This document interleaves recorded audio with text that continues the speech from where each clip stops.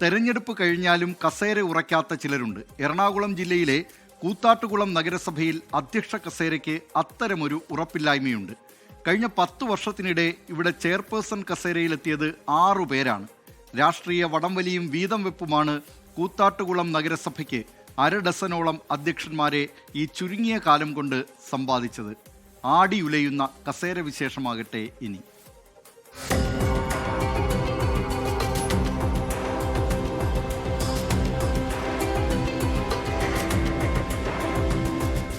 വീണ്ടും ഒരു തദ്ദേശ തെരഞ്ഞെടുപ്പ് വരുമ്പോൾ രാഷ്ട്രീയ വിവാദം കൊണ്ട് കളം നിറഞ്ഞു നിന്ന തദ്ദേശ സ്ഥാപനം ഏതെന്ന ചോദ്യത്തിന് മുൻനിരയിലുണ്ടാകും കൂത്താട്ടുകുളം നഗരസഭ എന്ന ഉത്തരം. തട്ടിക്കൊണ്ടുപോകൽ വിവാദം ഉൾപ്പെടെ സംഭവ ബഹുലമായ ഒരു ഭരണകാലമാണ് കഴിഞ്ഞത്. കലാരാജുവിനെ തട്ടിക്കൊണ്ടുപോയി തടങ്കലിൽ വെച്ചതോടെയാണ് കൂത്താട്ടുകുളം നഗരസഭ കേരളം ചർച്ച ചെയ്തത്. പക്ഷേ അതിനു മുൻപും ഏറെ കലങ്ങി മറിഞ്ഞതായിരുന്നു ഇവിടുത്തെ രാഷ്ട്രീയ അന്തരീക്ഷം. 2015 UDF-നും LDF-നും നഗരസഭയിൽ ഭൂരിപക്ഷമില്ലായിരുന്നു. എന്നാൽ വിമതരുടെ സഹായത്തോടെ ആദ്യം 3.5 വർഷം UDF ഭരിച്ചു. എന്നാൽ UDF വിമതനായി റോയി എബ്രഹാം LDF-നെ പിന്തുണച്ചതോടെ ഭരണം LDF-നായി. 2015 മുതൽ 20 വരെ 4 ചെയർമാൻമാരെ കിട്ടി കൂത്താട്ടുകുളത്തിന്. എണ്ണിയാൽ തീരാത്ത ഒട്ടേറെ വികസന പ്രവർത്തനങ്ങൾ ജനങ്ങൾക്ക് വേണ്ടി നടപ്പിലാക്കാൻ ഈ 4.25 വർഷത്തെ ഭരണത്തിന്റെ ഭാഗമായി ഇടതുപക്ഷ ജനാധിപത്യ മുന്നണിക്ക് സാധിച്ചു എന്നത് കൊണ്ട് തന്നെ അഭിമാനപൂർവ്വമാണ് ഈ തെരഞ്ഞെടുപ്പിൽ ഇടതുപക്ഷ ജനാധിപത്യ മുന്നണി ജനങ്ങളെ സമീപിക്കുന്നത്. 26 വാർഡുകളിലെയും സ്ഥാനാർത്ഥികളെ പ്രഖ്യാപിച്ചുകൊണ്ട് ജനങ്ങൾക്ക് മുമ്പാകെ ഇടതുപക്ഷ ജനാധിപത്യ മുന്നണി അതിന്റെ പ്രവർത്തനങ്ങൾ ആരംഭിച്ചിട്ടുണ്ട്. 2021 ഒരു സ്വതന്ത്രയുടെ പിന്തുണയോടെ LDF ഭരണം പിടിച്ചു. 4.5 കൊല്ലത്തോളം വിജയ ശിവൻ തന്നെ ചെയർപേഴ്സൺ കസേരയിലിരുന്നു. വീണ്ടും ട്വിസ്റ്റ്. CPM കൗൺസിലർ അവിശ്വാസ പ്രമേയത്തിൽ UDF-നെ പിന്തുണച്ചു. ഒടുവിൽ കലാരാജു നഗരസഭാ ചെയർപേഴ്സണായി. UDF അധികാരത്തിൽ വന്നാൽ കൂത്താട്ടുകുളത്തെ വികസനം മുൻകൈ ഞങ്ങൾ എടുക്കും.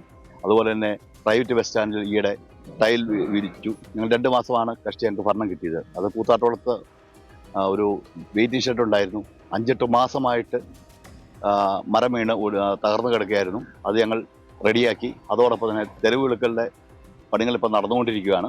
ഇത്തവണ ഇനി എത്ര പേർ കൂത്താട്ടുകുളത്തിന്റെ അധ്യക്ഷന്മാരായി എത്തുമെന്നുള്ളതാണ് നാട്ടുകാരുടെ കൗതുകം. നഗരസഭയുടെ ആദ്യ ടേമിൽ 5 വർഷക്കാലത്ത് നിർഭാഗ്യവശാൽ എന്ന് തന്നെ പറയേണ്ടി വരും, ചെയർമാൻമാർ മാറി മാറി ഓരോ 1.5 വർഷം തോറും മാറി മാറി ഭരിക്കുകയുണ്ടായി. അതുകൊണ്ട് അവർക്ക് നാടിൻ്റെ വികസനം പരിപൂർണതയിൽ എത്തിക്കുവാൻ കഴിഞ്ഞില്ല. തുടർന്ന് വന്ന LDF മുന്നണിക്ക് ഇപ്പോൾ 4.25 വർഷവും തുടർച്ചയായി ഭരണം കാഴ്ചവെക്കുവാൻ കഴിഞ്ഞു.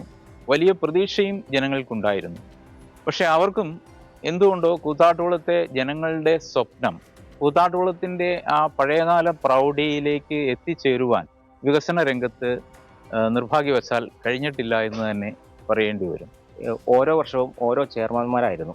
അത് കാരണം നിരവധി വികസന പ്രവർത്തനങ്ങൾ കൂത്താട്ടുകുളത്ത് ലഭ്യമാക്കാതെ ഈ വികസന പ്രവർത്തനങ്ങളെ ഒരു ഏകീകരിക്കാൻ കഴിയാതെ ഇവിടെ വന്നിട്ടുണ്ട്.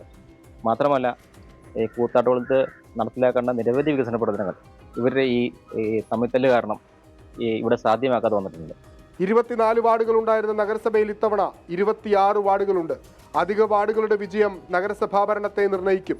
ഇഞ്ചോടിഞ്ച് മത്സരം നടക്കുന്ന കൂത്താട്ടുകുളത്ത് ഇത്തവണയും രാഷ്ട്രീയ നാടകങ്ങൾക്ക് അറുതിയുണ്ടാകില്ല. നാടകമേ ഉലകം. 24 കൊച്ചി. ലോകത്തെവിടെയായാലും ഏത് സമയത്തും 24 വാർത്തകളും ഓഗ്മെന്റഡ് റിയാലിറ്റി പാക്കേജുകളും എക്സ്പ്ലെയിനറുകളും വിശദമായി കാണാൻ ഞങ്ങളുടെ YouTube ചാനൽ നിങ്ങൾക്ക് സബ്സ്ക്രൈബ് ചെയ്യാം.